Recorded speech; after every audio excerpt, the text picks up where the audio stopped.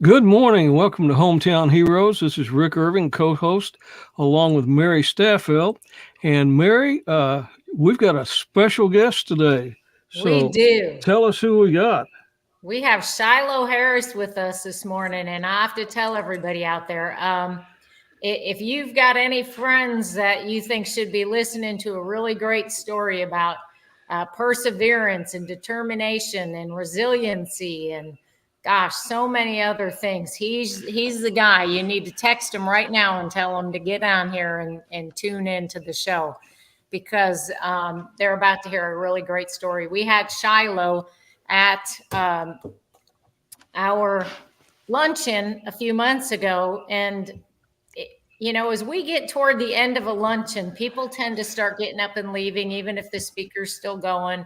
And in Shiloh's case, nobody moved. Nobody, I mean, they were totally engaged. And I just can't wait for y'all to hear the story of this amazing man and how what he's gone through has changed his life, and how if you listen to what he's saying and you're going through any times of trouble or any struggles, this man is going to help you figure out how to work through that. So Shilo, thank you so much. We are so grateful to have you with us this morning. Oh, Mary, thank you so very much for those kind words. And honestly, I feel like the introduction is probably bigger than the person, but I really appreciate everything that you said. And you're right, though. We had a wonderful time at the roll call there in Fort Worth. And honestly, I really didn't know what to expect. I've been to several veteran luncheons across the country, but by far this one was absolutely, I mean, just breathtaking as far as the reception, the participation, the level of volunteers. I mean, it's just such a wonderful event. So I really felt privileged to be a part of it. And I thank y'all so much for that invite, allowing me the opportunity just to get up there and cut it up with you guys. And I think we did that. We had a good time too, right? Oh, you bet. It was great. Yeah, I enjoyed just interacting with all of the veterans, of course, and I heard so many wonderful stories that day. And I guess this is one of the good things about with me going around and speaking and traveling, and it gives other veterans an opportunity to talk about the scars that you don't see. Now, with me, you see the scars, on the outside, and I've noticed that, when I'll be traveling with other veterans, like say a veteran event or something like that, we'll be at the airport and somebody will come up and thank me for my service, and I'm with a group of veterans, and of course, obviously because I wear my scars on the outside, they kind of have their own language and draw people in. But I'm always really quick to say, and these guys served too, and these ladies served as well, making sure to bring that recognition. And so I think other veterans see the scars on the outside, and in a way, they have this reflection of, I know he's been there and he's done that, but there's also these veterans that are going, I know that I've been there and I've done that, and he's showing the scars that you can't see, in these other individuals that have served. And Rick, you served too, didn't you? He's muted. Rick, you're muted. Yeah, what about you, Mary? Mary, you served too, right? I had 22 years in the Air Force. I have a part one and a part two.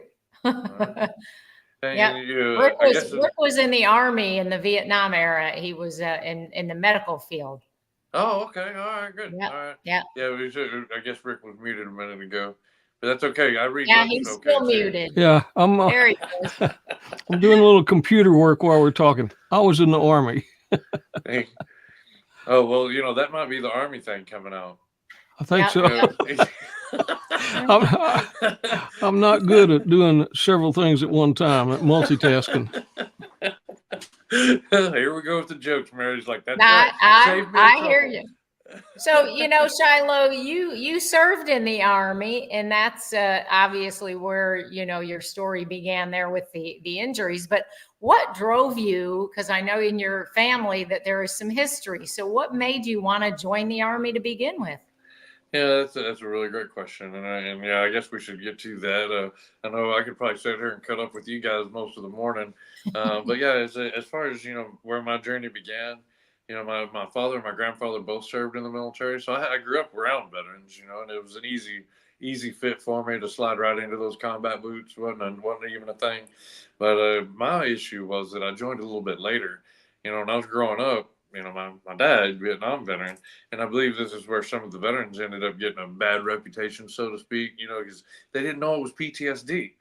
All these veterans were coming back post-war from Vietnam to an ungrateful nation, and they started self-medicating.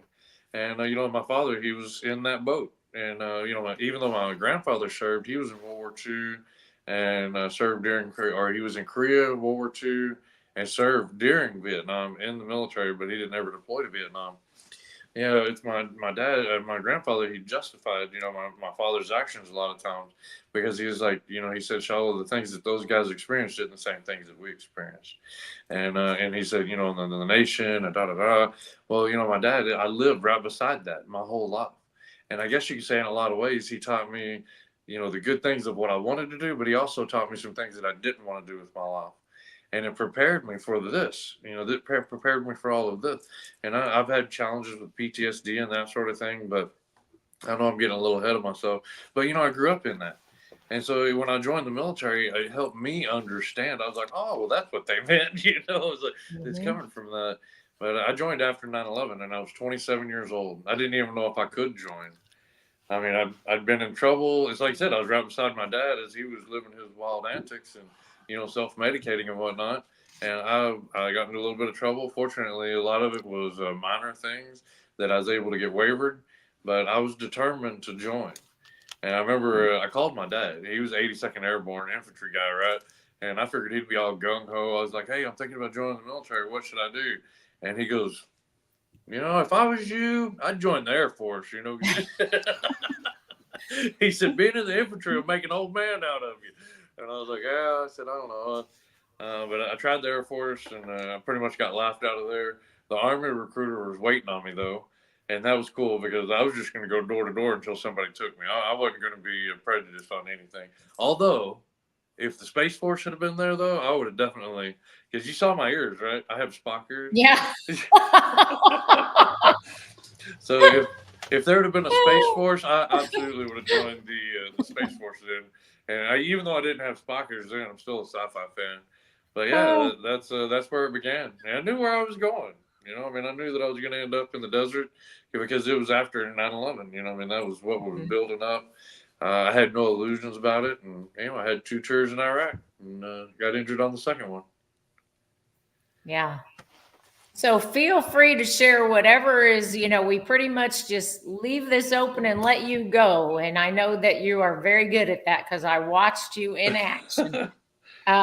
It's just, tell the folks out there, whatever it is that you think that you want to tell them about your story, about what happened there and, how that's affected you in moving forward in your life. And you're making such a big difference today for a lot of people.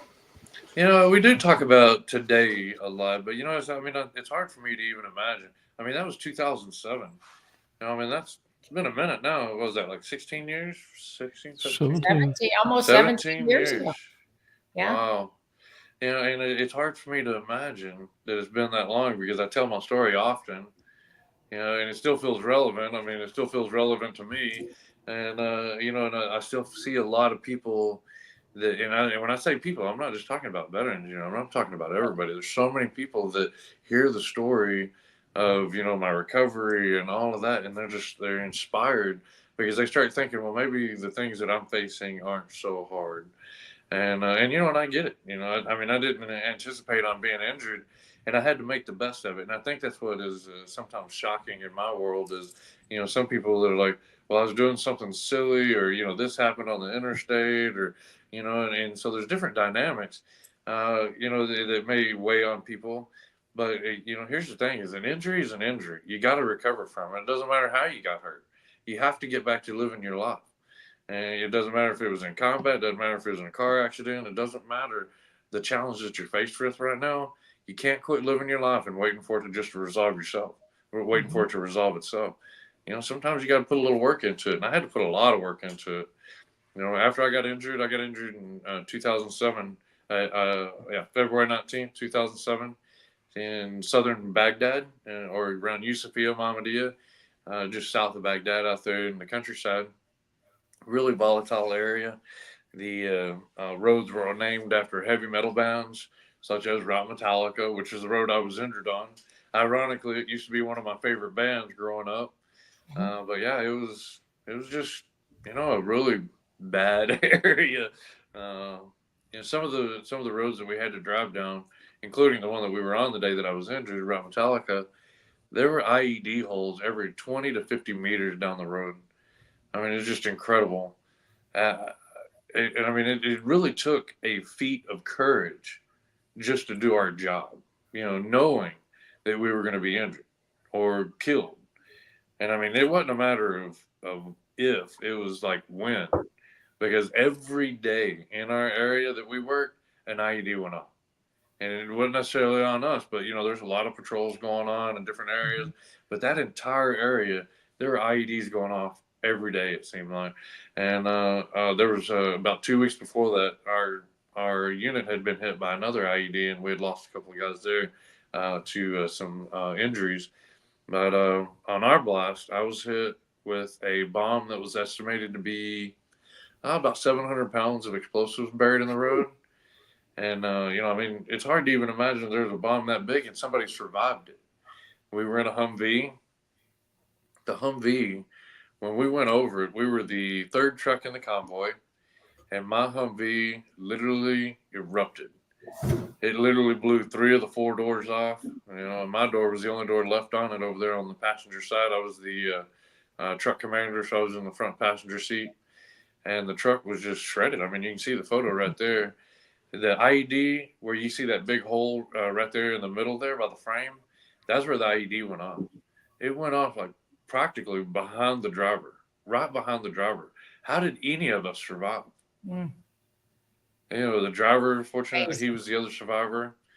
Yeah, there's my Kevlar too. I got my Kevlar and my body armor there on the ground by that little red item, whatever that is. Anyway, but yeah, it was just crazy to imagine that anybody survived that. But anyway, so yeah, looking at the picture, well, I got a little nostalgic there. I was like, damn. It's like, wow, how did I survive that?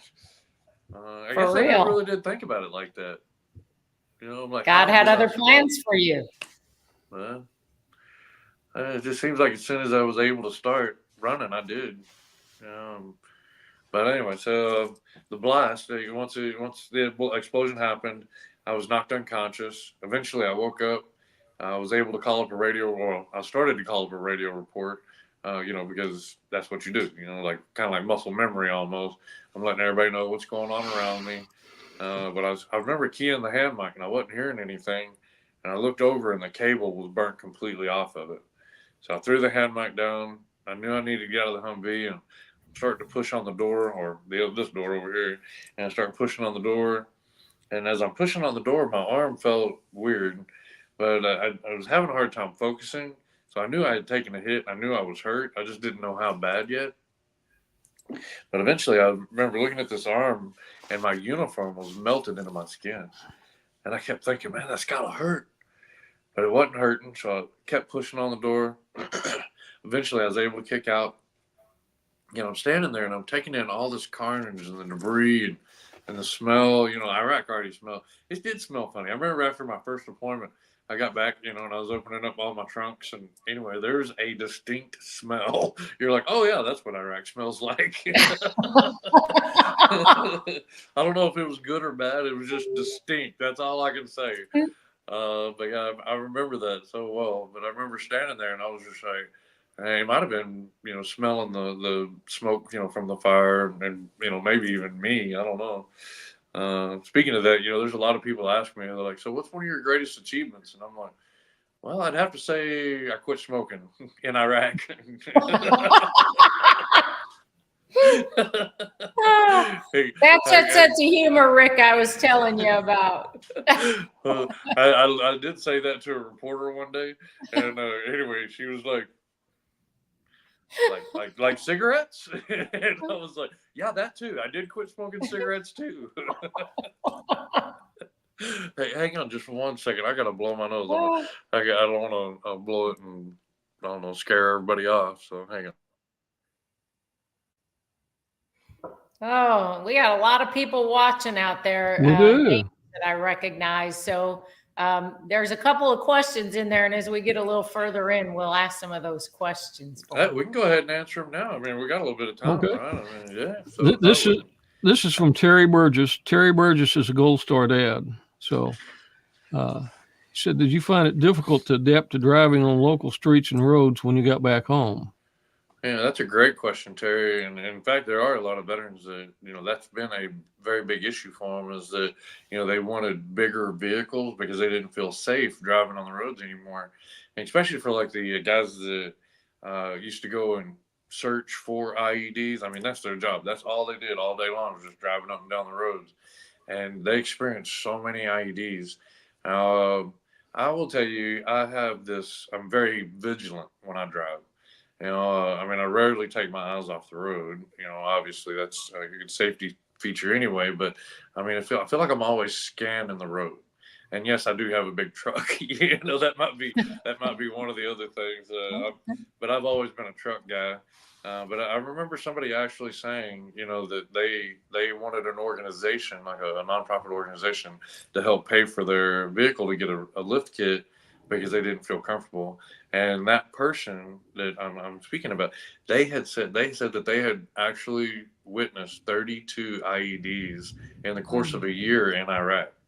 And I was like, 32 IEDs. And I mean, I experienced a lot, but clearly not 32. I mean, we had other missions that, but yes, I did have some challenges, driving in the beginning. Yet, I have the freedom to, but I have, there's been a couple times where I'll see something on the road that doesn't look good. Boy, I'll steer way clear, Yeah, you get those alerts for object in the road on Waze, and you're like, going this way.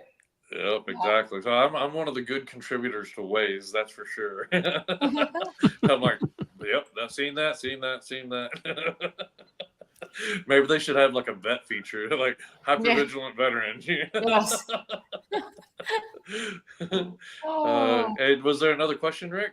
No, that's all the questions right now. A lot of comments, though. A lot of great great comments. Hey, good morning, everybody, and thank you all so much for saying good morning.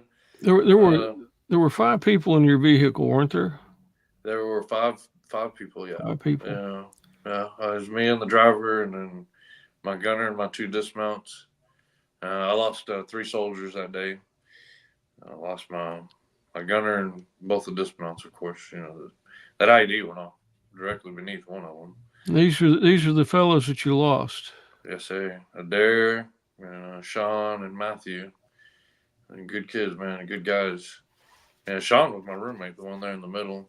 And Adair, the one on the left, he was from Alaska. Anyway, he called me. He said he was going to give me a nickname. And I was like, oh, okay. Because we were talking about nicknames. We were talking, all sharing all kinds of stuff. And anyway, he said, I'm going to call you Rooster. And I said, what? And he's like, well, yeah, like Rooster Cogburn. And I was like, oh, okay, cool. I was like, that's kind of cool. And he goes, and he said, you think you're the cock of the walk, don't you? I was like, what?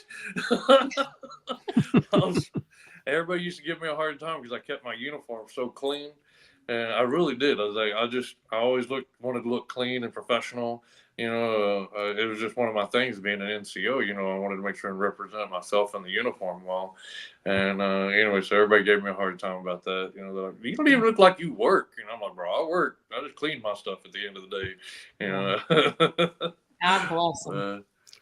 All 3 of those guys. There's. I know I just talked about 2 of them, but Matthew, man, he was a good kid. He was such a young guy too.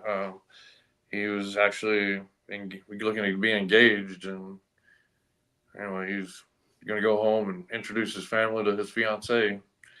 Didn't make it, so. And it was a while before you found out, wasn't it? Yeah, I was actually already in my recovery. I was here in San Antonio, and I remember my driver came in, and anyway, we were, just catching up. And I mean, I could barely walk still. I remember sitting there and I'm looking out the window. I couldn't hear much. And they came in and I seen them, and it was just shocking to see him and one of our other buddies that was there that day. And he had actually come to San Antonio for a bit of a recovery also. So anyway, all three of us were there in the room, and we're, I guess you could say, in a way, reminiscing about that day. And my driver, or my friend that was driving that day, he said that he just kept apologizing. He felt like it was his fault. He was like, "Well, I was the driver," and I'm like, "Man, it's not your fault." I said, "If it's anybody's fault, it's mine because I was the truck commander." I was like, "But here's what we got to lean on. I said, we got to just believe that it was the bad guy's fault. Bad guy put a bomb in the road. That's it. I mean, we can't Right. carry that guilt around with us for the rest of our lives. It'll eat us up." And I mean, obviously, there's still going to be survivor's guilt, but I didn't put that bomb in the road. I just pray to God that whoever did finds peace with themselves and makes peace with God at the end of it all.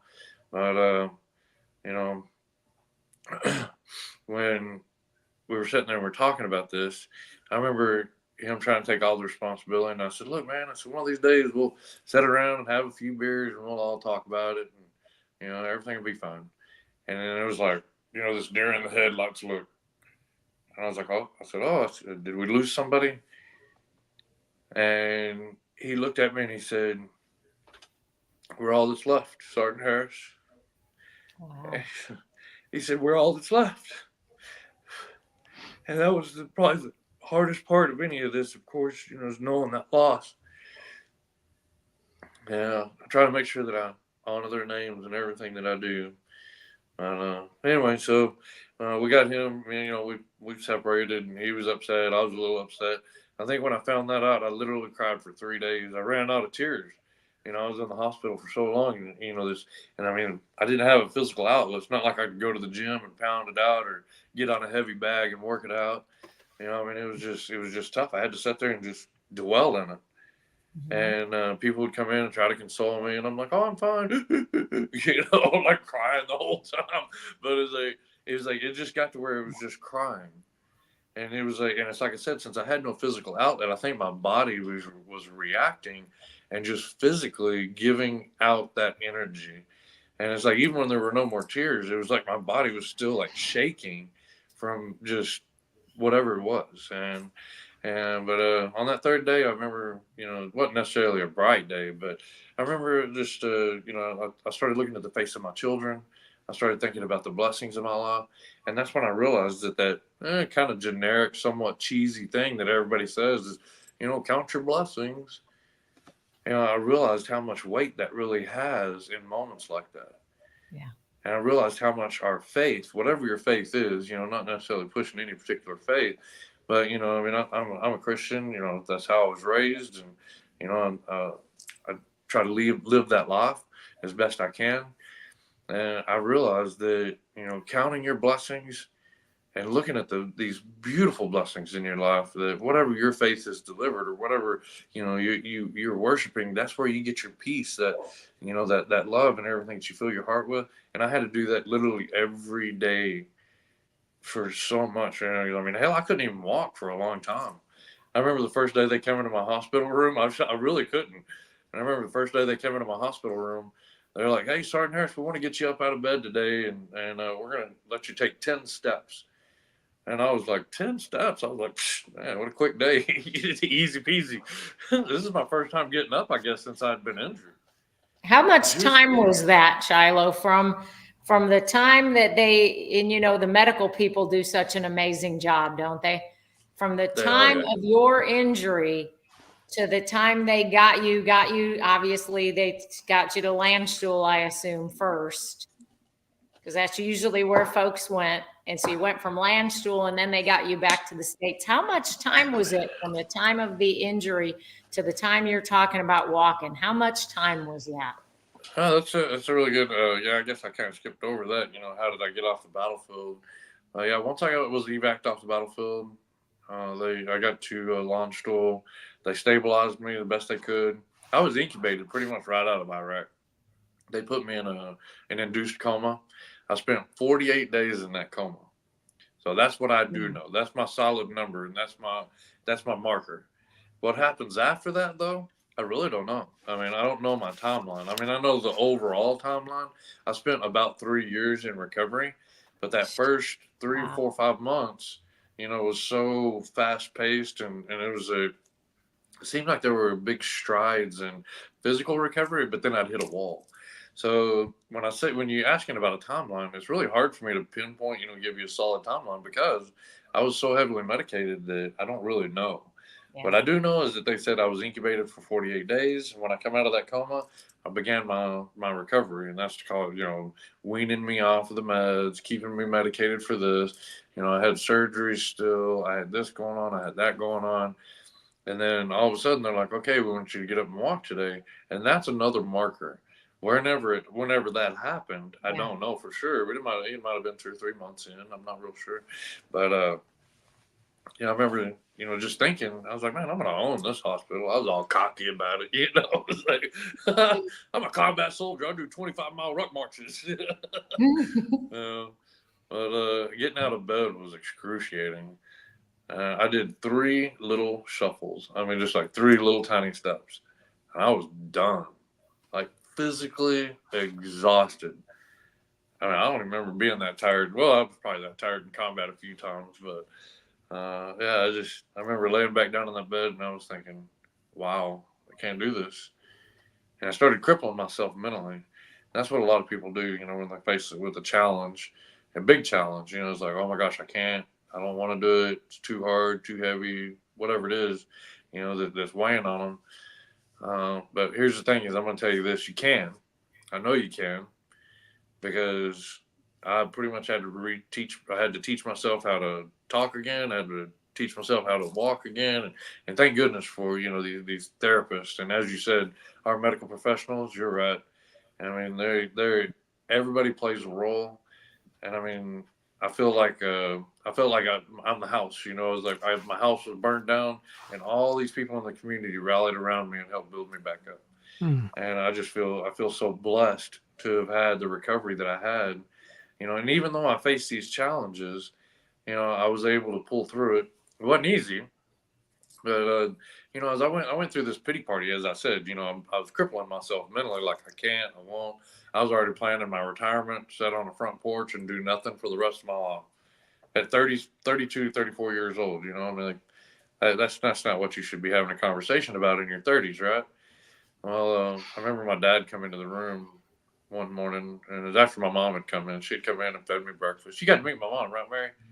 Yes, yes, she's wonderful.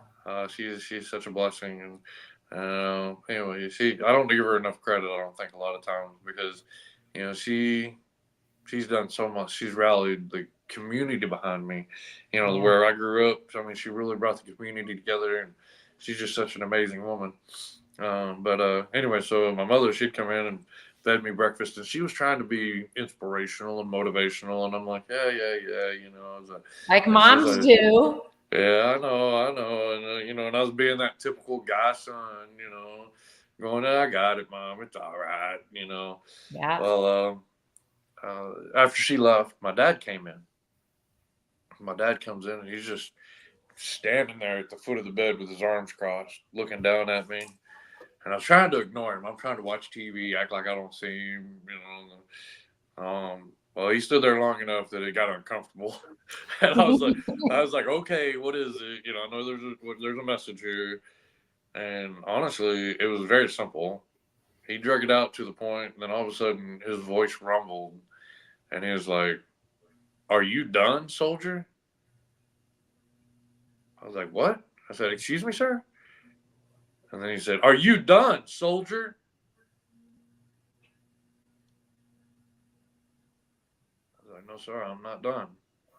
He said, "Then get your ass up and start doing the work that you need to do." And he turned around and walked out of the room and left me with my thoughts. Putting it in perspective like that, there are times in our lives where we need to ask ourselves, are we really quitting right now? Are we a quitter? Are we giving up? Is this my legacy? Is this how I want people to remember me? These are questions that we should be asking ourselves with just about every challenge that we're faced with, and maybe even some of our blessings. What legacy are we leaving? How are people going to remember us? What good am I doing for this world? And regardless of what your faith is, most faiths are founded in growth, in love, in family, in all the good things and qualities of life, and all these virtues. So whatever your faith is, lean on that and remember the foundation of goodness that it's supposed to be founded on. There's good in each and every one of us, and we should not quit. And we should be thinking about our next generation and the generation after that. We should be thinking 3 or 4 generations down the road. What is our legacy going to be, and how are we improving this world for our next generation? So, anyway. That was one of my favorite stories that you told, because that is so true. It's so easy when you get knocked down to just stay down. And there's a lot of people in this world that wish that sometimes when somebody gets knocked down, they would stay down. But the best thing to do is to get back up and keep pushing. Right. And if you get knocked down again, you get back up again. And that's what you did. And Shilo, it's huge, the difference that you're making by telling this story. Well, thank you very much. And I say it and I practice it as best I can. But there's some days I wake up, and I'm having a bad day. Everybody has bad days, and that's okay. But anyway, so I better finish that up before I get back on the soapbox. So, but so after my dad left, he literally did just leave me with my thoughts after all that, and I was thinking, I'm not done. And then I could feel it welling up inside of me, just building, and I was like, I got to do this. Again, I went back to that, counting those blessings. I'm looking at the face of my children. I'm thinking about, what kind of father I want to be. How do I want my children to remember me? And when he left, it was just this. It was like that music, like the beginning of, what is it, the Eye of the Tiger or something. So. Anyway, I did. I turned those 3 little shuffles into 10 steps, and it didn't happen overnight. Don't get me wrong, but every day them physical therapists come in there, I became eager to get involved and get up and actually start working out. Whereas before, they're like, "Oh, we need you to get up today," and I'm like, "How about we just sit on the side of the bed today?" But after that, I did. I was like, "Okay, let's do this." Well, I turned those 3 steps into 10, 20, and then so on. And then a couple days ago, I went for a couple-mile run and work out pretty often. When you go through things like this, man, I feel like my body needs to stay tuned, because if I let it go too long, I start getting sore, achy. Mm-hmm. Right. Stuff starts falling off, like fingers and stuff. No, I'm just kidding. But ears, and at some point you have to tell that story. Oh yeah. Well, the only cool gimmicks I have as far as attachments is my ears. I don't have any other prosthetics. Thank goodness for that. And God bless those men and women that do have limbs missing, and I appreciate their service and sacrifice. Amputees, I'm missing a few fingers. I don't know if that hardly qualifies me as an amputee, but I think I fall in that category in a small way. Right. It makes it harder to pick my nose nowadays, or my ears for that matter.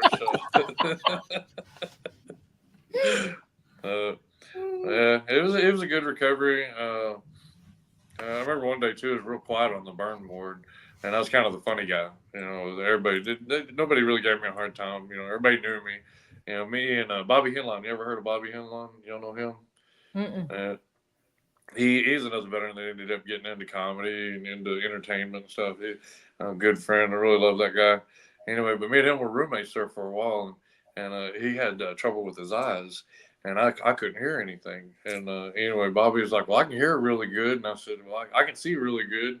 And he said, "All right." He said, "Well, now we got a plan." He said, "You can see him coming, and hopefully I can hear him coming." And I'm like, "All right." Bobby, he's a good dude. Oh man, I forgot where I was going with that. Got sidetracked. Where were we going with that one? I can't remember. You're talking about your recovery, so you're still on the burn ward. Yeah. Oh yeah, that's right. Funny guys on the ward. Me and him both. So our room is like, sometimes it looked like we'd have like a bunch of nurses and doctors in our room. I think it's because they wanted to be entertained. We'd be in there telling jokes and cutting up and stuff. But anyway, one day it was real quiet on the burn ward, and I still wasn't supposed to be walking around, but I could go to the restroom.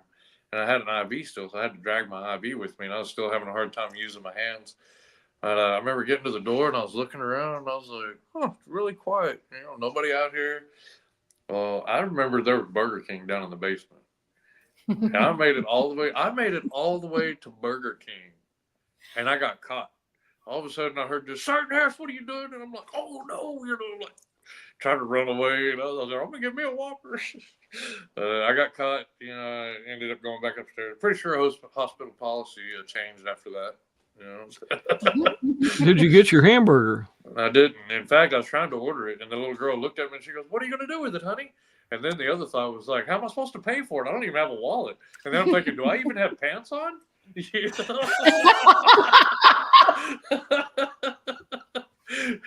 I couldn't use my hands or anything, but I was thinking if I could just get that burger in front of me, I'll be like, just mow on it like I was in a trough or something. But you talked a lot about in your recovery about the nurses and doctors and the physical therapists that help you, but a real important part of all that in your recovery was your family. And what impact did that have? I'm sure it shortened your recovery some to have all the support from your family. So you said the really important part is, or did you say support? Yeah, all your support groups, but your family was a big support group for you. Absolutely, and honestly, I'm going to say that I was by far blessed in that front. I mean, just so many people rallied around me, and I was so fortunate. And I know not everybody got that, and and it's just so I tried to share. I was like, hey, I got plenty of people over here, man. I was like, come into my circle, and honestly, I really feel like that's how I ended up getting into. The inspirational and motivational stuff is because I would see other veterans that didn't have a lot of family. Or maybe they just didn't have family at all, or the family didn't have the means to make it there, or didn't know how, whatever the case was. And I'd just round them up and I'm like, hey, come on in, let's do this family thing.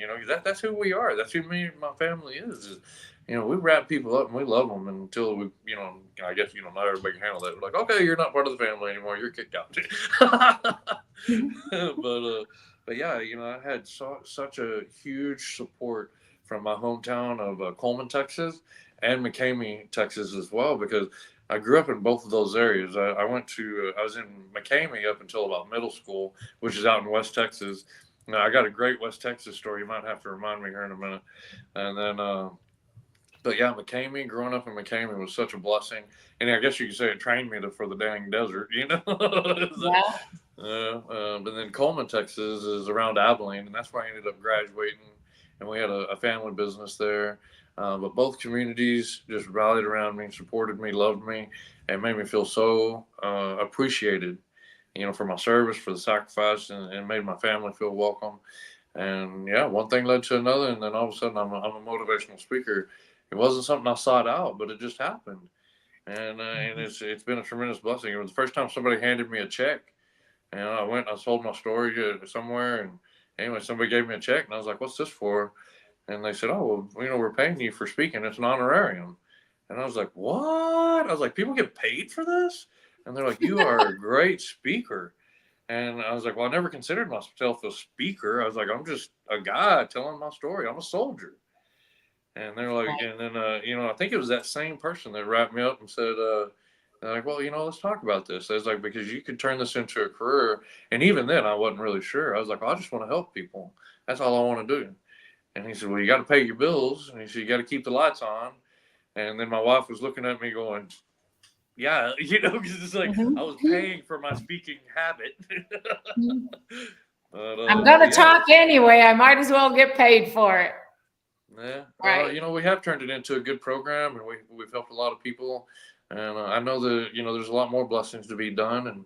And I know there's a lot of people out there still struggling. And now, I'm shifting gears. And although I do, help a lot of veterans still, which, that's where my foundation is. I really want to help veterans, of course, in whatever aspect they need. One of the things, though, that I'm at right now is, it's like we just discussed. It's 17 years since I got injured. For a lot of the vets that I work with, very similar timeline. These guys have been out of the military 15, 20 years. And, I'm not passing judgment. I don't want anybody to think that. But again, this kind of goes back to that legacy question. When is it that you decide that you're not wounded anymore? And when do you decide that you're healed? When do you decide that I'm going to get on with my life and I'm going to pick myself up from the bootstraps and I'm going to put my big boy underwear on, and I'm going to go to work, and I'm going to go do this thing, and I'm going to turn my life into something positive. How long does that take? And I know that takes some people longer. I know that, there's different levels of injuries and emotional damage and all this stuff. But, it's like I see so many individuals that have some of the most extreme injuries, and they're living their life to the fullest as best they can. Yeah. And to me, that is inspirational. That is motivational. You see a young man missing both of his legs out there going on a mile run or a couple of mile run. Some people might say he's cheating because he doesn't have all that extra weight from the flesh. But then the other side of it is like, well, the dude literally is missing his legs. Yes. I'm like, so there's an argument to be had here. Maybe both points are valid, but again, the dude's missing his legs. He could easily just sit at home and be like, I don't ever have to run again. Yeah. He could easily stay at home and be like, I don't have to do shit anymore ever again because I'm injured. Yeah. And there's so many people that do that. I mean, they just give up. Yeah, exactly. So how do you motivate yourself and get back out of that? And that's what I've been doing. But I see it now with so many people. We had COVID, we've had this, we've had that. And I mentioned COVID, of course, because it's the most recent. But, our politics has been inflamed. Everything's inflamed. Our children, some of our children are still struggling, trying to find their place in this world. And some people are even thinking, why try? Yeah. I mean, I really feel that way. And I'm hearing it. I'm hearing it from my friends. I'm hearing it from my family. And people are going, maybe things will just work out, or when's the next big hit? What are we going to suffer next? And, so it's like, I really feel like now is a good time. And this, I guess you could say this is an all points bulletin. This is a public broadcast. Everybody out there really needs to just get out there and try to change at least one person's life. Are you making somebody smile today? How are you changing their lives? How are you making the world a better place today? And it starts with one person. Sometimes it just starts with a kind gesture. It's the little things. And believe me, when I say that, I mean that. Like we talked about those blessings earlier. It seems so generic. Yet sometimes it's the smallest thing that can turn somebody's life around. Yeah. Without a doubt, teen suicide and loneliness and everything else, all this technology, everybody's supposed to be so connected and everything else, but it seems like there's more loneliness and everything than ever before in the world. And you make a good point. And Rick and I both have interacted a lot with Sons of the Flag, and I know Sons of the Flag has been a part of your journey. Oh yeah, Birdman. Yes, Ryan the Birdman Parrott. That's right, love man. him I love too. Birdman. I reached out to him not too long ago. I can't even remember what we were talking about, but I've been getting back out and pushing the book again. But I'm actually working on a second book, trying to figure that out. But one of the big things that we've been working on is a movie. And that is I think I told you that Tyler was there, my buddy with me. Yeah. He's the director, and he wanted to come in and film, and he's been really getting a sense of the veteran community. And although he's I say he's young, I mean he's not a child, but he's not a veteran himself, but he has such a passion for it, and he really takes the time to understand veterans' needs and that sort of thing.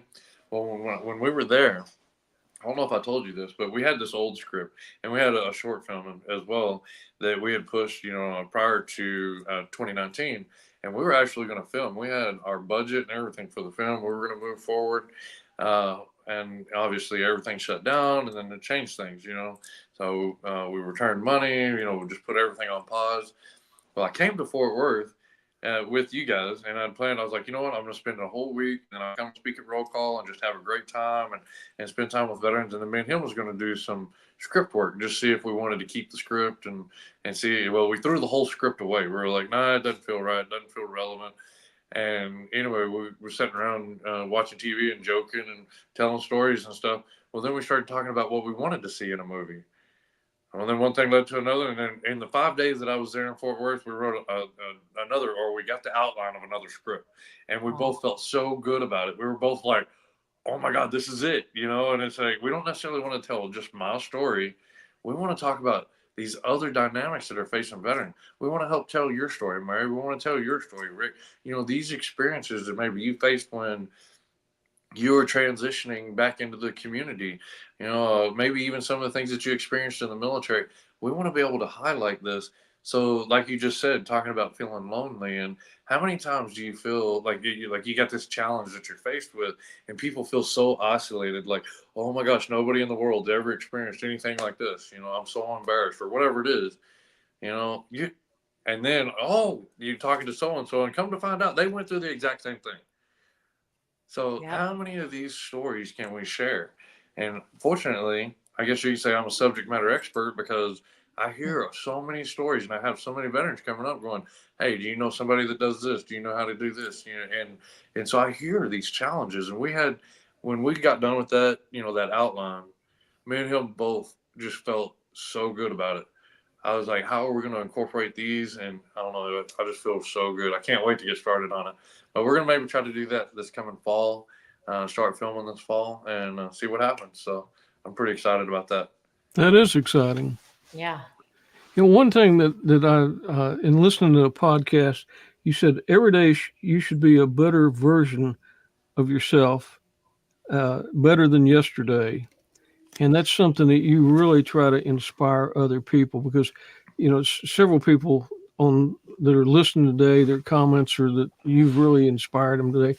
Even me, you know, I'm thinking I've got to go back and re-listen to this because I just picked up little things that, hey, I need to do better in this area and that area. So you are an inspiration. Oh, well, thank you. And And go ahead. one of our Gold Star moms, this is Carla Wick. She's a veteran, but she's a Gold Star mom. Said, "Bless you, Shilo." But anyway, you know, she said that it's true to carry on a cause because setting's not an option. And I know that another Gold Star parent we have that's listening, Terry Burgess, that was one of the things in his life whenever his son Brian got killed in action was that his life was over. I mean, Terry just, you know, he really started a downward spiral into a real dark place. But then, you know, he just like you came from the ashes of the battleground in Iraq. Terry came from the ashes of this loss of his son to start the Gold Star Parents Retreat, where they bring Gold Star parents from around the country just to have a weekend to kind of be together and just chill out, you know. Yeah. So it's so important to carry on and not just sit because, you know, a beached whale dies. Oh yeah, absolutely, man. And Carla, thank you so very much. I see your message is beautiful, and you're right. Getting up, getting out there, and continue to live and honoring these individuals that have given so much. And I mean, honestly, you think about that. This is your son, your daughter, your aunt, uncle, cousin, whatever it is that you know that you've lost. Honoring them and bringing honor to their name, they deserve that, in my opinion. And I mean, I know some people is like, you know, they want to step away from it. I get it. Not everybody can get up and tell their story of this, because honestly, you can say this is my worst day. That day, February 19th, 2007, that was my worst day. So what do? I go and I talk about it every day, all over the world. So, you know, it's like not everybody can do that. And I get it. I almost find it somewhat therapeutic. But with the Gold Star families, I can't even imagine. Honestly, it's one of my greatest fears, you know, losing a child or something like that. Because, I mean, all of my children are so precious to me. And I've got a handful of them, and I love them all. And I meet so many Gold Star families. And I try to keep track of all of them. I do. I try to keep track of them, you know, because they've made an impact on my life and they've inspired me. And, you know, even my Gold Star families. Oh, speaking of that, I get to meet one of my Gold Star fathers for the first time on May 20th or 21st. Which one is that? So Sean's father, me and him are going to meet for the first time. We've been friends on Facebook. We've talked, but we've never had the opportunity that I was going to be close enough that we could actually meet. So I'm going to meet my Gold Star father for the first time. So I'm so, there you go. No, this is Doug Peterson. That's he said, right, I just saw a picture of Sean. That's right. And Sean Duncan he was in my said that truck, man. he said that Sean's he and Sean's father flew together in the Army. In What? Vietnam. Oh, you flew with his father? Yeah, Doug it could Doug have was been. a dust-off pilot in Vietnam, and he's got quite a story. He was probably there at the luncheon. I'm sure he talked to you at some point. Oh, Doug. So yes, Doug, I'm going to see Michael Duncan in was it South Carolina? Well, I think I'm going to be in North Carolina. But yeah, Michael's going to come over and see me for the first time, and I'm going to take him some books because he actually reached out to me and he said, "I need another book." And I was like, okay. I said, sure, I'll send you one. And then he said, yeah, I keep giving mine away, and then people don't return them. And I said, how about I just bring you a few? So I'm going to take him about 3 or 4 books, and I'm going to sign them so that way he can have a couple to sign or hand out, and then he can keep one. And Well, we'll get you hooked up with Doug. So whenever you do go see Mike, you can say, "Hey, I know that's your guy, right. Doug Peterson." You know, Yeah, Doug, be sure, man. Thank you. Yeah, I appreciate that. isn't that And great? that'll give us a good talking point too. Obviously, we have the son, but now we have Doug to talk about also. So that'll be a good conversation piece. That's excellent. But It's a small world. we talk about Yeah. we talk about gold star parents that have lost their child, and I think that people like you, Sean, can really make a good connection with the gold star parents because you were there, you witnessed those sons of these parents, you know, in the battlefield dying, and there's a connection that have seen before in working with these gold star families. Whenever somebody like you that knows firsthand what it's like to see those young soldiers perish. So, Yeah. but if you haven't met Terry Burgess, I'd really like for you all to get together sometime because I think you two guys would get together and really hit it off, and I think you could be an inspiration to our Gold Star families for sure. So Okay. Terry sounds familiar. It's either we've crossed paths or maybe I we've don't actually seen anybody, but it sounds really familiar. I don't know if you've crossed paths with him or not. He'll probably get back. He's listening now, so we'll see if he'll cross paths. So. Oh, okay. All right, cool.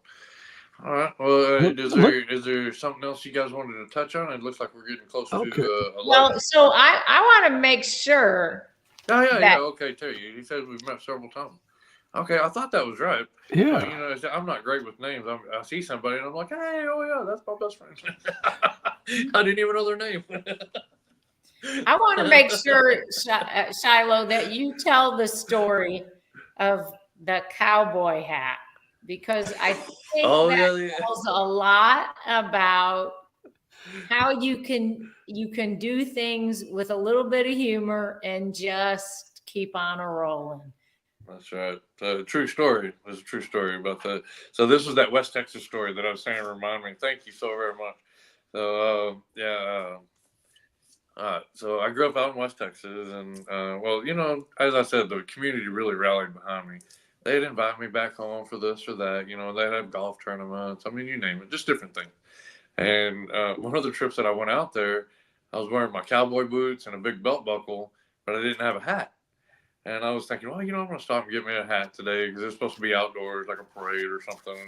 And I didn't even know if a cowboy hat would fit on my crazy head nowadays. I really didn't. But I went in and I told the little girl, I said, I don't even know what size my head is, so let's start small and work our way up. And I thought I'd try a couple different styles and this and that. Well, she brought over a couple of hats to get the size. Well, the first hat she handed me, and I set it on my head, and it just barely sat on the crown of my head. Well, clearly that one wasn't it, right? So I was pulling it off, and like a good salesperson, she probably figured she could size me up. And she had this kind of cute little cowboy hat, and she popped it up there and popped it down on my head. Well, when she did, both my ears popped off.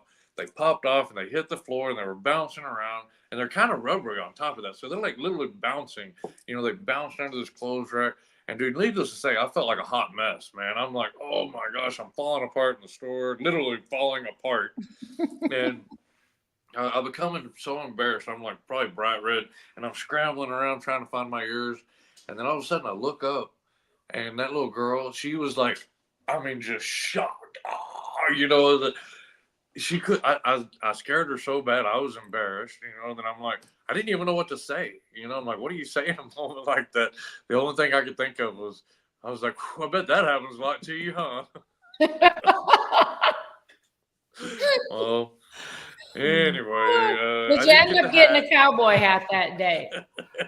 I didn't get the cowboy hat that day. Yeah, yeah. In fact, I was like, maybe I need to rethink this ear thing. You know, I already felt like Dumbo. I mean, like this, but I'm so aerodynamic. You know, I put a little lotion on. Woo, boy, I got to be careful if I jump in the pool. It's like, you know. Well, let's talk about Still Will, your book. Yes, sir. Yeah, I appreciate you guys giving the book a plug. It was really tough. It was really tough to write it. Not gonna lie, and it was a blessed journey because it taught me a lot. And there was a lot of conversations that had to be had in order to make the book happen that I probably would have never had if we didn't do the book. And I remember when the writer was saying, well, you should really contact so and so. You should do this. You should do that. And I was like, oh, yeah. And in theory, it sounded great. But, you know, this was my worst day. It might have been other people's worst day as well. So, you know, how do you get other people that don't necessarily share their story all the time to talk about their worst day? Sometimes it's a matter of just asking a question and, you know, it comes out. That's great. But then there's sometimes you got to dig at it until you get that information. And so we had to dig deep. I had to have some really emotional conversations with some of the guys that were there that day. But it was a great experience. I'm glad that I had it. You know, everybody contributed, and they were happy to contribute. I got their perspectives, but one disclaimer. So if you read in the book, there's a part in there that said that somebody started calling me donkey, and it wasn't about me. It was about actually one of the other guys in one of the other trucks. And his name was Donkey, and we always gave him a hard time. And anyway, he said that he just let people's imagination take it where it was. He said, but the story was actually that on his first deployment, he was they would go out on the road trip, you know, or get ready to go out on a road trip when they were getting ready to go out on patrol. Every day that, you know, they'd go past this one checkpoint, there was a dead donkey on the side of the road, and every day he'd see the donkey and he'd go donkey. So everybody started calling him Donkey. And he was like, so yeah, I just let people's imagination run wild. He said, that's how I got the nickname. So that's the truth behind that. I'm not Donkey. I'm Rooster. And in fact, I think I'm going to change my name to Papa Roast. You know? And we got your website here, shiloharris.com. Can they order the book from your website? Yes, they can. We have paperbacks on the website right now. Okay. And I can't get the hard copies anymore. Just so you know, but I literally have a handful left. About 20. I got about a half a box of hard copies. So I'm not real sure what I want to do with those yet. I'm kind of feeling like maybe I want to set on them and just see how it goes, but maybe donate them for fundraisers or something like that. Because the publisher, you know, right at the beginning of COVID, they said they weren't going to do the hard copies anymore. They were just going to do the paperback, and so yeah, so we got paperback, but we have very limited supply on the hard copies. And they can buy it at Amazon.com also, correct? That's right. Yeah, there's Amazon, and you know, there's used books out there. The book's been around for a little while, but if they want a signed copy from me, of course you can order it on the website, and I'll be happy to get you a copy in the mail and get it out to you. But yeah, we've got some other swag on there. You know, the whole badass theme. And I don't know if I told you. Did I tell you how I got the badass thing? No. All right, so I don't know, man. I mean, it's nice. It's cool. It's kind of taking its own shape. But I remember I was on Mike Huckabee, and we were talking about the book. And we were talking about ISIS. Remember ISIS? You know, ISIS was, you know, the big threat or whatever. And everybody was all nervous about ISIS. My sister called me right before I went on the Mike Huckabee show. And she was scared. She's like, so what are we going to do when ISIS comes marching across the border? And I'm like, first of all, I don't see that happening ever. I was like, but I said, you're welcome to come to my house because I got lots of guns and bullets. You know, I'm like, hey, you can come to my house, no problem. And just to make her feel better. And I really don't have a lot of guns and bullets, but, you know, I have my fair share. You know, I have a healthy supply of going out to the range and that sort of thing. But when we got on the Huckabee show, he asked me, and that was one of the questions he wanted to talk about. And I was like, you know what? He said, "What do you think about ISIS?" And I said, "I'm gonna change their name to Sissy." And and anybody that spoke out about ISIS at the time, they were like, "Oh, we're gonna target these veterans or whatever." They'd make some kind of threat. And I was like, as far as them, threatening me, I said, they can come find me. I said, I'm 100% American Badass, and I got time on my hands. Like that. And dude, Mike did this. He sat back and he goes, nice. Like, before I even got out of the studio, everybody was like, Shilo Harris, American Badass. I had like all this on my Twitter and everything. I was like, oh, okay, cool. So anyway, it just kind of took its own shape. And then, yeah, it is what it is. And I made a coin for it. And then I had an original coin also that me and one of my best friends designed. It's got our cab flag and stuff. But I've been so blessed. I have been so blessed. And today has been another version of those blessings. And Rick, Mary, thank you so much for having me on the show. Thank you for promoting the book. I really appreciate it. It's been great.